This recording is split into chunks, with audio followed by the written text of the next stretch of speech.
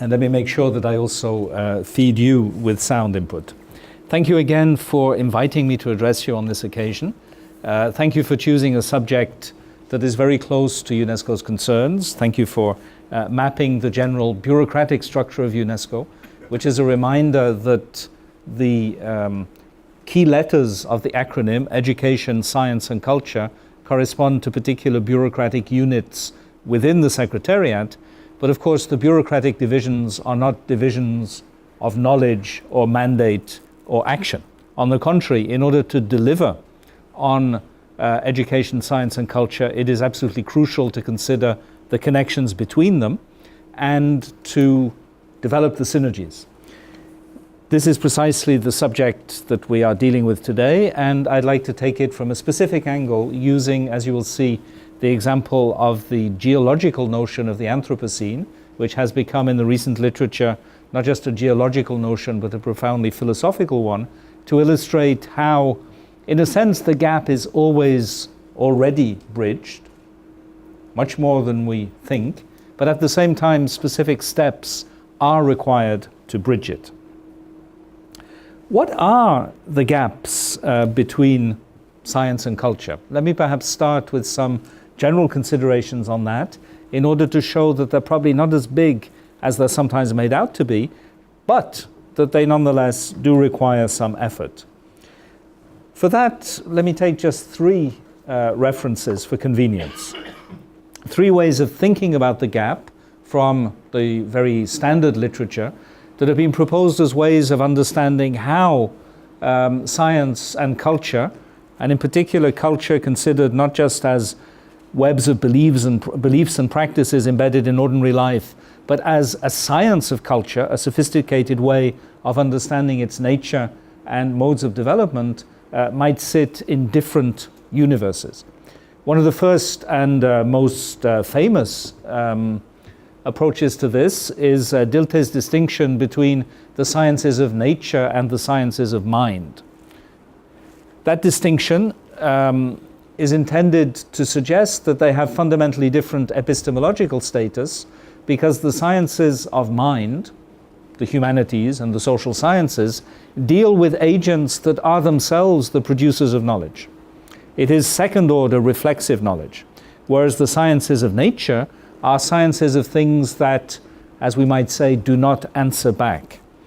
When you study quarks or lakes or ocean currents, they don't care. Or so at least we were used to think. I'll come back to this in a moment. They don't care. They don't react to the fact of being studied. Though of course they may react to the technological interventions we make on them as a consequence of studying them, but that's a different issue. That's about the systemic functioning of the relation between human action and natural systems. What they do not do is take the knowledge you produce about them and produce their own amateur, native knowledge. By contrast, every time you produce any kind of sociological theory of humans, through processes of teaching and media transmission and popularization, those ideas will be picked up by the people themselves and turned into practical everyday culture. Basically, every one of the big ideas of early 20th century sociology is today a cliché. Every journalist uses it, and people use it in ways they don't fully understand, but still it becomes part of ordinary language. An excellent example of the way in which technical vocabulary becomes part of popular culture, and this is the bridge to the second way of distinguishing, is the word charisma. Many of you may know that the popularization of the phrase, the word charisma, from the Greek meaning gift, comes from Max Weber's analysis or typology of modes of legitimacy. Charismatic authority being one of Weber's archetypal or ideal typical kinds of authority. Of course, charisma, as has often been pointed out, was picked up as a nice word by popular culture very quickly in the 1920s and became, over the decades, a way of basically defining what makes a pop star a pop star. That isn't exactly what Max Weber had in mind when he was trying to understand the different modes of legitimacy or authority. But it's very much part of how social science permeates popular culture. So that distinction between Naturwissenschaften and Geisteswissenschaften has a kind of common sense validity based in the epistemological nature of the relation between knowledge and the objects of knowledge. First possibility. The second comes precisely from Weber, which is why charisma is a useful bridge to it. Another one of Weber's very well-known contributions to general sociology was his idea that the process of rationalization of religion and the process of development of science, which he sees as very closely related to one another, have the effect, if not always the intention. Not all scientists are anti-religious or hostile to the idea of fundamental mysteries, on the contrary. But the effect of science, whatever the intentions of its practitioners, is to create what Weber called disenchantment. An enchanted world is one where, in principle, anything could happen. It is the world of magic. Magic has rules, of course. It's not true that literally anything could happen, whatever you do. Indeed, sorcerers, magicians, the technologists of the occult need a certain kind of predictability to their outcomes if they are to retain their social legitimacy. But still, in principle, even something no sorcerer has ever done could be done. You've probably read the Harry Potter cycle. It's all about this, pushing the boundaries of magic. Magic is a codified technology that is taught in a school and regulated by a ministry, but at the same time, dark sorcerers can always push its boundaries. And the question of why they shouldn't is never asked in the books. The books aren't very sophisticated in that respect. But in the same way that we often consider that pushing the boundaries of science is simply science, though we may worry about the technological applications, why shouldn't the same be true in a magical universe? Probably because at some kind of deep archetypal level, which J.K. Rowling was reacting to, even if not theorizing, the whole point of a magical universe, and this is Weber's point, is that in principle anything might be possible. Because the laws of magic are not abstract scientific laws. They are very concrete laws embedded in specific modes of social practice and embodied in specific practitioners.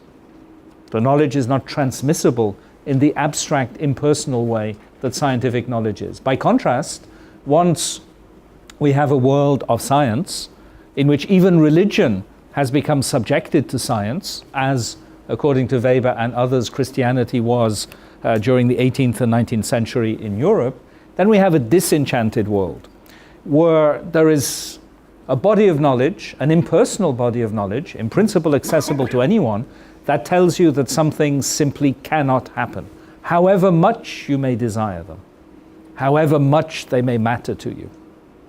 You want the time travel machine, and we have so many reasons to want a time travel machine in order to undo our mistakes. But physicists, at least for the moment, tell you in the current state of physics, impossible. The possibility that some future revolution in physics might change the boundaries of possibility is, of course, always open. And the same would be true of all the other things that we would like magic to enable us to achieve. And the third example, a rather different one, is from C.P. Snow in a famous book called The Two Cultures, which was an attempt in the 1950s in Britain to understand why Britain was basically an underperforming economy. And Snow's idea, his basic point, was that Britain suffered more than other societies, supposedly, from a split between science and the humanities, which led to the production of political leaders with very little scientific training and a fundamental disconnect in public discourse and the organization of the university between the disciplines that are designed to give meaning to things, the humanities in the broad sense, and the disciplines that are designed to describe and transform the world, the sciences in the broad sense. Putting it in very simple terms, we have an epistemological distinction, an existential distinction, and a sociological distinction. And they point in the same direction. And the reason why we worry about the gap is precisely because these contributions are just some among the many who have attempted to put their finger on the nature and reasons of some fundamental gap in worldviews, in methods, in modes of social organization, and in implications for the organizations of societies. This is the gap. So at least we say, a gap between a mechanistic view, supposedly the view of science, and a holistic or multidimensional view, supposedly the view not exactly of culture, but of the disciplines that analyze culture and embed themselves in the concrete reality of culture. A supposedly value-neutral science compared with culture which is all about values, both in the sense of the background prejudices and assumptions of societies and in the sense of the more sophisticated disciplinary approaches to culture, which are all about the production of values and the critical understanding of values, and science supposedly oriented towards technologies of control and transformation through the connection between science and engineering and the other application disciplines, whereas the cultural disciplines and more generally culture itself, insofar as it is reflexive, would be oriented towards patterns of understanding. Now, as you can imagine, by setting it up this way, I'm going to suggest that this probably isn't entirely adequate, and that it may even be, in a number of respects, profoundly wrong. You only set up this kind of binary opposition to knock it down. Let me try to explain why there might be good reasons to knock this down. The first and most general is simply that by the very terms of this opposition, science is a cultural phenomenon. Indeed, science is a culture. Not the science itself in the sense of the practices, both abstract, intellectual rules of scientific conduct and the concrete rules that govern the organization of scientific communities, but science in the way in which it shapes a worldview and comes to stand for a certain organization of the human relation to the cosmos and to the natural beings that inhabit it, including other human beings. The whole point of the distinctions, including the ones I pointed to in the previous slide, is that science, particularly since the revolutions of the 17th century, has become a worldview, a philosophy, a culture, which has effects far beyond the professional practices of science, both in terms of the technologies that transform what it is to be human, and the discourses that reshape understandings of what it is to be human. And indeed, until certainly the middle of the 19th century, perhaps beyond, many of the distinctions that I pointed to would have been regarded as deeply misleading, because they would be neglecting the reflexive relationship between the production of scientific knowledge and how it changes the nature of the human position in the world.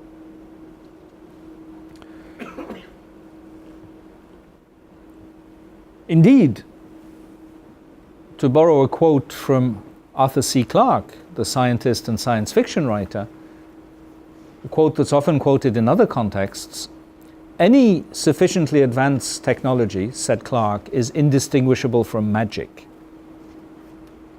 What he meant by that is, of course, first, that knowing how to use it doesn't require understanding how it works, which is the whole point, both of magic and of technology. If everyone had to know exactly how the technology works in order to use it, then it wouldn't be technology. It would be something else. But more importantly, the idea of enchantment, and this goes back to Weber's distinction, is presented as a kind of one-way street, where gradually over time, the magical forms that shape our thinking, based partly on ignorance of science, partly on the power of the background worldviews that give us the desire for a magical universe, are stripped away, so that the only thing that is left at the end is disenchantment.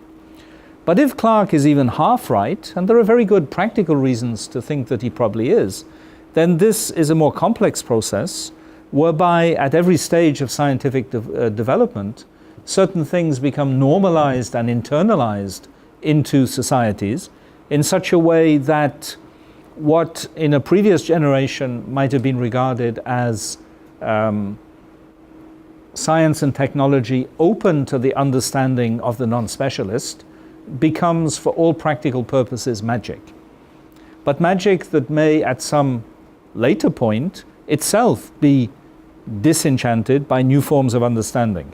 And this backwards and forwards relationship, which is not about the science itself, but about how the science interacts with society, how the patterns and webs of technology shape the science-society relationship, is something more complicated, more reflexive, and more provisional than any simple process of disenchantment.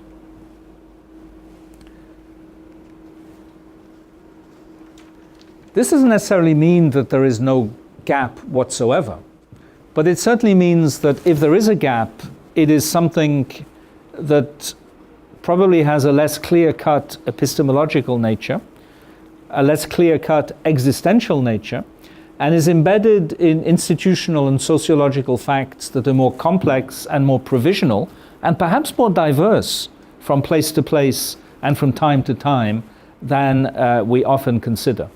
And in particular, the idea that there is a fundamental distinction between what natural scientists do and what social and human scientists do is at least questionable. Indeed, the idea that what social and human scientists do isn't science at all, which is often held not so much, I think, by natural scientists as by science policy advisors who don't know very much about either, apologies for being mildly polemical, is itself a misunderstanding of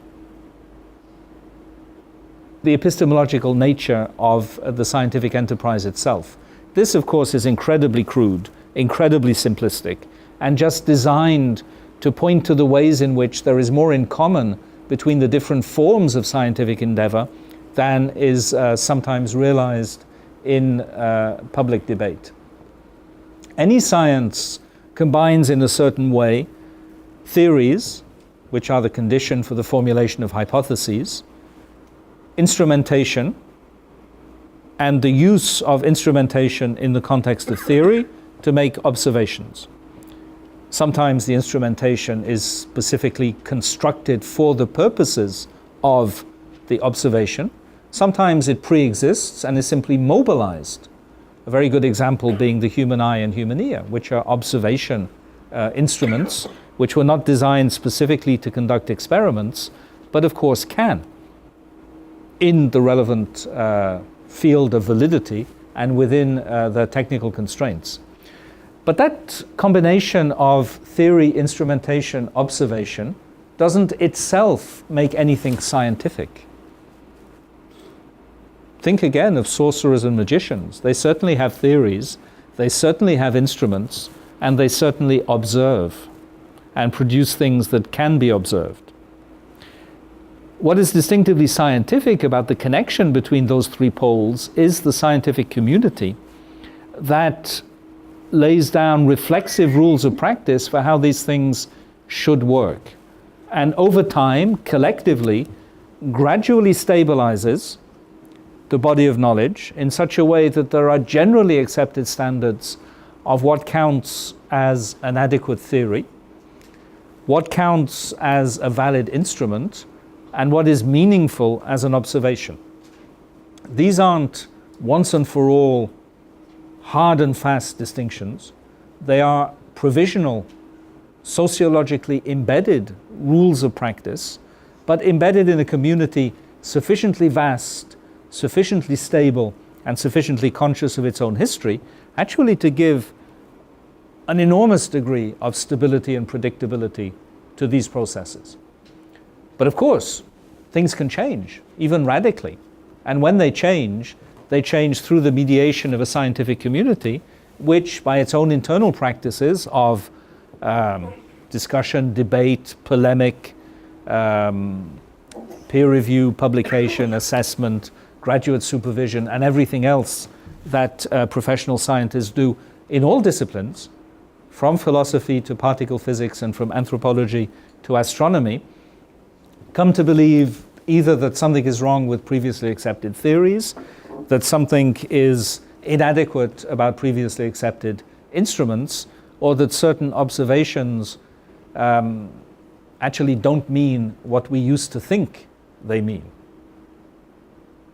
And this constitutes, to quote a famous book, the structure of scientific revolutions, which are revolutions, in Kuhn's analysis, within a scientific community, and can only be understood as revolutions by reference to that scientific community. Therefore, if we step back a little bit from some of the familiar theoretical frameworks of the 20th century, we will see that the gap between science and culture is less a gap between separate epistemological, existential, or sociological worlds, and more a series of gaps which can't necessarily be superimposed on one another, between modes of analysis and understanding that often have as much in common as they differ. In order to illustrate this and to point to some of the features of this relationship, I'd like to use the Anthropocene as an example. Obviously not an unimportant example. You could argue that it is in some respects one of the most important issues of our time, and it is certainly an issue that goes to the heart of any understanding of what constitutes the problem of human survivability, and perhaps the solutions to the problem of human survivability.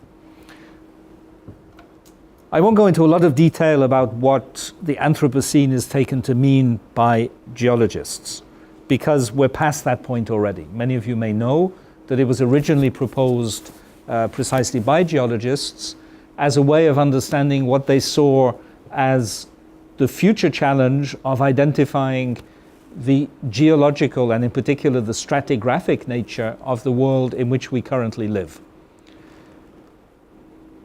Geologists, and in particular international cooperation in geology, works through stratigraphic normalization, identifying geological eras and epochs and so on that have precise criteria that allow them to be a shared language for geologists working in different settings, different interdisciplinary projects and paradigms, using different natural languages, and analyzing parts of the Earth that don't necessarily have the same features, morphological features, history and so on, giving them a shared language to understand how the traces of the history of the Earth can be observed through certain techniques on its surface or below its surface today. The hypothesis that we might be entering a new age called the Anthropocene, in other words, the age in which human activity is the primary geological process shaping the surface of the planet, was formulated originally and continues to be discussed in international geological arenas as a stratigraphical problem. How would you know? Intuitively, the idea that we are changing the planet in ways that have become very far-reaching, perhaps in many respects irreversible, is widely accepted. But how would you know exactly, thinking as a hypothetical geologist 20,000, 100,000, 100 million years in the future, when this process started, and how would you identify the strata related to it in the geological record? And that's tricky, because it requires you to think first about what the nature of those transformative processes is, and secondly, about the markers that are likely to survive. And some of these debates are interesting because different choices of markers lead in rather different directions. One possibility, for instance, is to emphasize climate change as the most fundamental marker of the Anthropocene, which means that the geological record will need to be calibrated in terms of atmospheric concentrations of greenhouse gases and the consequences of those for things like vegetation and other indications that might be preserved in the fossil record indefinitely. Another possibility is to regard our waste as what is most characteristic of our impact on the planet. In which case, what we should be trying to identify is the kinds of waste that will be there for a very, very long time, so that we can indicate for the benefit of future geologists, even if there aren't any. And there probably won't be any geologists around in 100 million years. It's highly unlikely. But still, the whole point of thinking in geological time is to think about a kind of abstract responsibility towards science itself, to give a framework for thinking about the planet that will long overpass the boundaries of human survivability. We might wish to go on for as long as possible. We might wish to get another, 400,000 years of humanoid existence, but I don't think anyone would seriously bet on 100 million. But that's what geologists do. The kinds of waste we produce includes, of course, all the plastics, the metals, the hybrid combinations making up our machines that are likely to be detectable for a very long time because they don't occur naturally. So they will appear at some point in the geological record as a reasonably sharp break, likely date from the mid-50s probably, though of course future geologists won't have distinctions that fine, and we will be able to identify on that basis. A third possibility, and the three could of course be combined, but they will point to somewhat different datings, is mass extinction. The hypothesis that we are currently witnessing the early stages of the sixth mass extinction identified in the history of life on the planet is backed by some worrying evidence, even though it's predictive evidence, therefore not entirely solid, because we don't know exactly how these things unfold over time. We've never had the opportunity to observe a mass extinction in real time. But if there is such a mass extinction, then it will be a very good stratigraphic marker, just as the previous mass extinctions have been used very conveniently to mark the divisions between previous geological era. By extension, because the geological idea of the Anthropocene is thinking about the ways in which human activity transforms the planet, the notion of the Anthropocene has also become, as you know very well, a way of summarizing in global science debate and public debate the idea of a new era of human impact, which is defined by the planetary boundaries, to borrow the phrase that is used by the community of scientists who work on this, that we are currently either breaching or getting very worried about because we have the scientific knowledge that allows us to assess the extent to which we might be breaching them. One of the best known of those planetary boundaries is concentrations of carbon dioxide in the atmosphere. But there are others, and some are judged actually to be more under threat even than CO2 concentrations. Apparently, according to the specialists, the most breached planetary boundary and the one that causes the most worry looking forward is the nitrogen cycle, which is sometimes judged to have been breached already 30 or 40 years ago.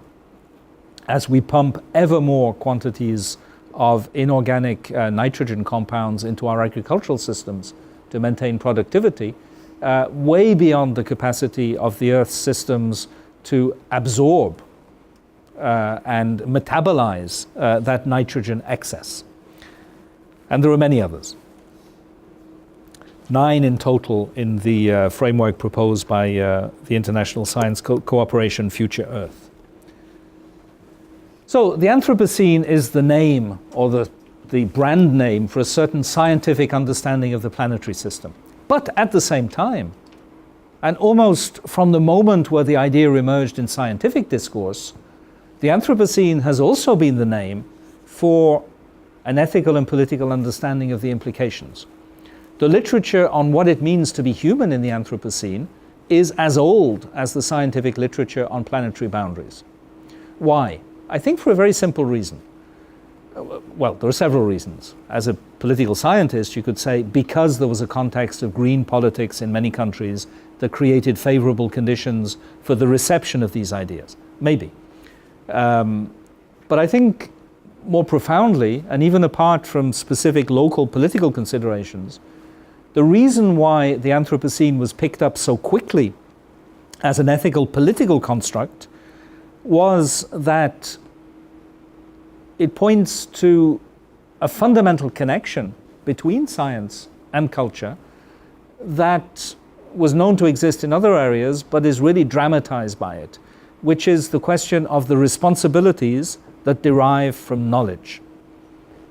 Our knowledge of the problems of the Anthropocene is forward-looking knowledge based on our capacity to model the planetary system in ways that have a reasonable and in some respects very high degree of scientific validity. Because we can predict what might happen, subject to certain assumptions, we have responsibilities to do something about it. That's not an obvious connection. You could say that our ability to observe things going wrong is completely separate from any question about whether we should respond to what's going wrong. But when we're talking about the planet as a whole, it becomes a bit difficult to say we should observe it dispassionately for the purposes of science, but leave to others the question of what to do about it. Not least because our ability to observe dispassionately depends on the survival of the planetary system within which our societies, institutions, values, and so on themselves survive. If we destroy the laboratory, we won't be able to do any experiments. That idea that that knowledge brings responsibility is as old as philosophy. But at the same time, it acquires a particularly sharp edge in the face of the idea, first, that we have such extensive, detailed knowledge about how the planetary system works in an integrated manner, and secondly, that the current state of that knowledge, given the initial conditions that we currently have shaped by recent history, and given reasonable assumptions about how those conditions are likely to change in the reasonably short term of the next 10, 15, 20 years, given in particular the apparent inability of the international community to agree frameworks of action that are of the same order of magnitude as the level of concern expressed by the international community in its formal diplomatic agreements, we have knowledge of impending disaster. We are Cassandra. Now, of course, Cassandra was doomed by Apollo never to be believed. Fortunately, we're not quite in that position. There's a lot of resistance to listening to scientists on these issues, and what the scientists have to say is often more complicated than what decision makers in the public arena would like them to say. But still, we have extensive knowledge of how it might go wrong, and from that follow certain ethical implications. Ignoring that knowledge is not something to be done lightly. But what are the implications? How can we make sense of them?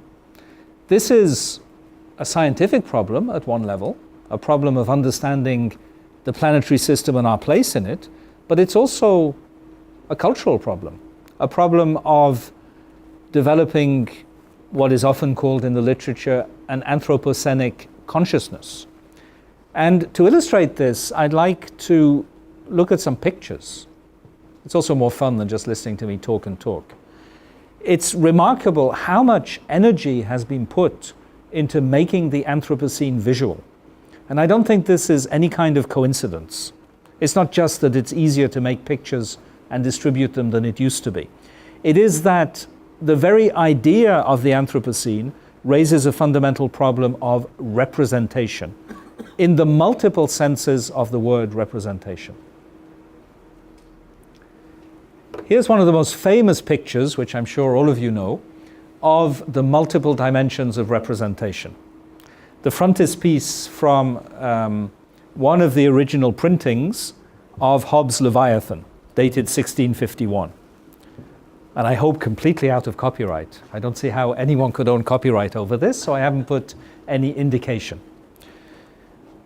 I'm sure everyone is familiar, at least in general terms, with Hobbes' theories. The key points about the picture, for those perhaps who've never seen it, is that what we have here is a composite figure, a ruler, a sovereign, made up of subjects. And standing over the earth, as it says in Latin, like the greatest power there is. There is no power over the earth that can be compared with it, from the book of Job, where Leviathan is a mythical creature of enormous power. Leviathan is the political community considered as sovereign. How can you consider a political community, a bunch of people, as a sovereign, capable of unitary action, capable of wearing a crown, holding a scepter of justice, and holding a sword? That's Hobbes' problem. And it's a double problem of representation. A problem of the political processes by which the individual subjects can combine somehow to produce a sovereign through the method of the so-called contract or compact. And secondly, how we can make this meaningful in visual terms. How can we make that abstraction of sovereign composition concrete enough to be grasped even by people who are not philosophers? And this image, which has become justly famous, brilliantly captures the two dimensions in one drawing. This is one part of the problem of representing the Anthropocene, the general problem of making the abstract concrete. It's also more specifically, in the context of the Anthropocene, a reminder of the need to understand what might be an Anthropocenic political community. Who wears the crown? Who wields the sword? Who holds the scepter of justice? And what do those things mean? The crown, in other words, the symbol of authority. The scepter of justice, the symbol of the ability to say what is right and what is wrong. And the sword, the ability to resolve conflicts when they exceed the bounds of justice and authority. How does that work for us today? How does the Anthropocene change it? But of course, there is one thing missing from this picture, just a reminder of the context from which it comes, which is science. Not because Hobbes was uninterested in science, but because for the purposes of this symbolic representation, the science of human nature and government is simply taken for granted. I remind you the title of the original book, Leviathan, or the matter, form, and power of a commonwealth, ecclesiastical and civil. We could do a whole seminar about what the word ecclesiastical is doing in there, but we won't. But as a book on the relation between religion and politics, Leviathan is as important as it is on the other subjects it deals with. That's a different story. Two modes of representation fused into one image. And it's remarkable how many people are trying to do the same thing at the moment in other areas. Let me just give you some samples. So Hobbes, as I said, representing the idea of sovereignty and creating the sovereign through representation. The Anthropocene, the problem can be phrased as representing the scientifically grounded ideas of planetary independence and fragile planetary boundaries, and creating through representation, well, what exactly? A consciousness, an understanding, a political community, a worry, a problem? Some pictures. It's interesting how all of these pictures are grasping with the question of how we can get all of that on one page and maybe make the very abstract connections apparent. This comes from the Future Earth literature. Of course, those equations don't actually mean very much. They're not even real equations. They are placeholders for the idea that something fundamentally has changed. And the key point of the picture, other than the picture, is the mismatch of timescales. 4 billion years, 40 years, which is a way of dramatizing. This points? It points, yeah. Which is a way of dramatizing the sheer novelty and scale of the impact of humanity on the planet. Drawing maps and imagining new ways of drawing maps is a fundamental part of rethinking what our relationship is to the planet, the surface of which we inhabit, and the overall dynamics of which are the conditions of possibility of our existence. This is a population cartogram, which renormalizes the surfaces of states in proportion to their population, and obviously produces a very different map of the world from the one we're familiar with from purely geographical projections, and in particular reminds us of just how relatively big Asia is in terms of population. The Anthropocene would call for maps that go way beyond just 2 dimensions or even 3. The idea of planetary boundaries is a reminder that the characteristic processes that make the planet livable have multiple dimensions and interactions that way exceed any kind of simple 2-dimensional drawing. If you want to get the ozone layer, carbon dioxide, the nitrogen cycle, biodiversity, ocean acidity, etc., all on the same picture, then you need something of a pretty radically new nature. Maybe you need something that adds dimensions through artistic cleverness, such as knitting the globe from wool, as a reminder that, in a very real sense, we made it. Not the globe as such, but the planetary system in its current state of fragility. And because we made it, we have the duty to care for it. A reminder also that the planet isn't just a sphere or an ellipsoid moving through space. It is that sphere or ellipsoid as transformed by the full range of our technological interventions. I'm not endorsing any of these pictures. None of them captures everything. Each of them is just a reminder of the need to find a new language, and among other things, a new visual language of representation in order to understand the issues. Art in the Anthropocene, just one of many books that have been published along these lines, encounters among aesthetics, politics, environments, and epistemologies. A nice title. That's a very heterogeneous or hybrid space of intellectual exchange.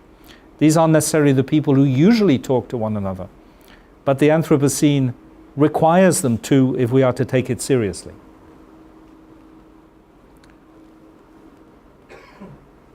If you do a Google search on Mother Earth, you will see an enormous range of attempts to re-image and reimagination old cultural ideas of Mother Earth as deity, whether or not called Gaia.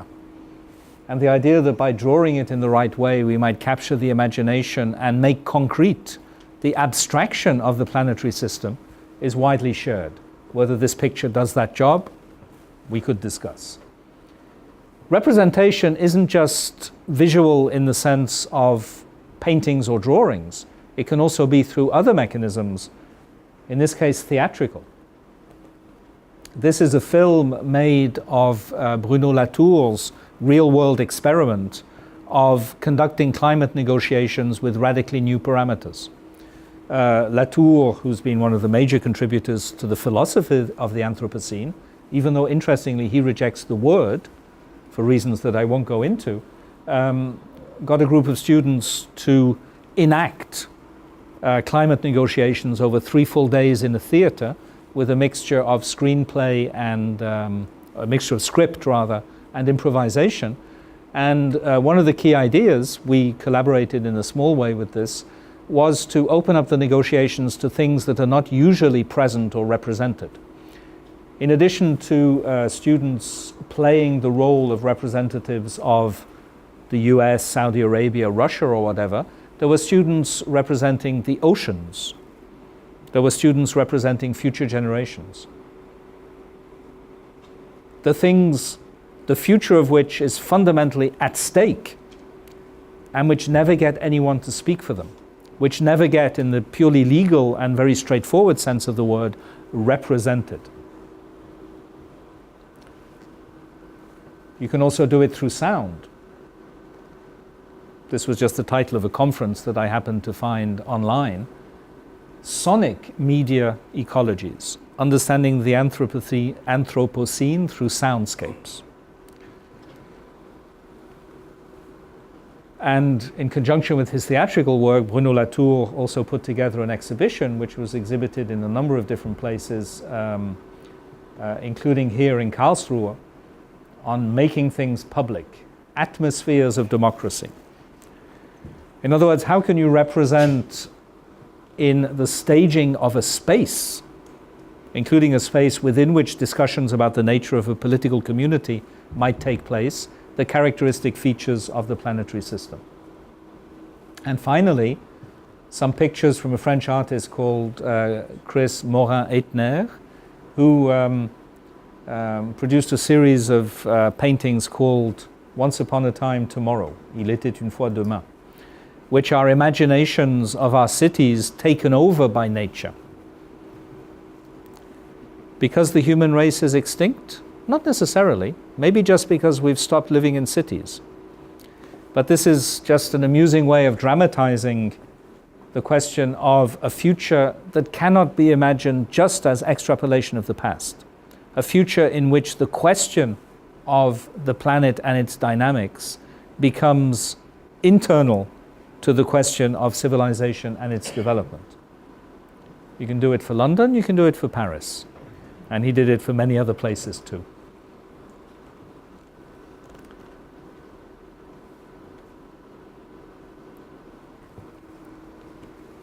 In all these images, science and culture come together in what I'll call for these purposes the knot of representation.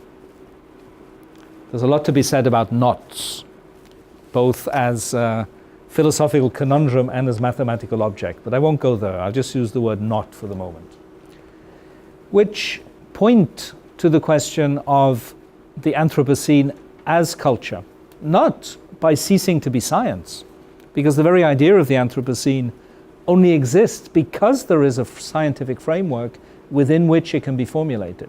But at the same time, inseparably, the idea of the Anthropocene is a cultural idea. It's both a cultural representation and a challenge to the kind of culture, including the kind of public culture, we would need to survive in it. This leads me to what is not even a conclusion, but just an invitation for discussion in the rest of this conference. Bridging the gap between science and culture is a challenge of representation. It's a challenge of giving meaning to scientific knowledge. It's a challenge of composing the political community defined by that meaning and that knowledge. It is a challenge of developing the science of the meanings we can have or should have or might need. And the science of meanings is the human sciences. That's what they do. They consider how meanings are produced, and in considering how meanings are produced, they produce possible meanings, including meanings that go beyond the meanings being analyzed by the human sciences themselves. The challenge is the challenge of making the abstract concrete. There are many ways of making abstractions concrete. One is the purely technological. You take an idea, and through appropriate technologies, you make it real. You reshape the world in its image. But that's not the only possibility. But any connection between science and culture is a connection that necessarily has the form of making abstractions, which is what science produces, concrete. Concrete through multiple modes of representation. Modes of representation that are about giving an image, a name, a face, a picture to the scientific abstractions, but also composing a political community that is aligned with those abstractions and makes sense in light of them. Which means, of course, that there is no one-way process. This is necessarily a contested process. It is a political process in the sense that contestations of the meanings around the phenomena are part of the phenomena themselves. The science of the Anthropocene doesn't tell us what to do with it. It defines certain parameters within which we need to consider and perhaps struggle over the nature of what to do with it. That is precisely the point. So if this ultimately is what representation means, giving concrete form to some abstraction, whether legal, scientific, philosophical, or artistic, and in the case of the Anthropocene, at the very least, all four of those dimensions at the same time, then asking the question of representing the Anthropocene already bridges the gap between science and culture and reminds us that for most of the purposes about which we care, that gap is actually misleading, not where we think it is, smaller than we think it is, but not necessarily more easy to bridge. Thank you.